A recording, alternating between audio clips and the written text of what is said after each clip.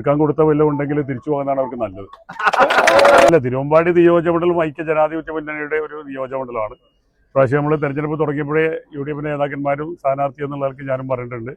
പ്രാവശ്യം UDF കഴിഞ്ഞ 10 വർഷത്തിന് ശേഷം ഈ തിരുവമ്പാടി തിരിച്ചു പിടിക്കുമെന്ന്. അതാണ് സംഭവിച്ചിരിക്കുന്നത്.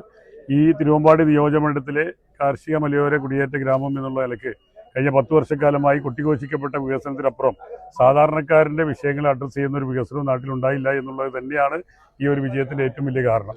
അത് ഈ നാട്ടിൽ ഇപ്പോൾ ജനങ്ങൾക്ക് കൃത്യമായി ബോധ്യപ്പെട്ടത് ഇപ്പോൾ ഇനിയിപ്പോൾ നിലവിലുള്ള ഭരണകക്ഷിക്ക് അത് ബോധ്യപ്പെട്ടിട്ടുണ്ടാവുമെന്ന് മനസ്സിലാക്കുകയാണ്. അതോടൊപ്പം ഒരു കൂട്ടായ്മയുടെ വിജയമാണ്. ഐക്യജനാധിപത്യ മുന്നണിയുടെ മിഷനറി ഏറ്റവും നന്നായി പ്രവർത്തിച്ച ഒരു കാലഘട്ടമായിരുന്നു.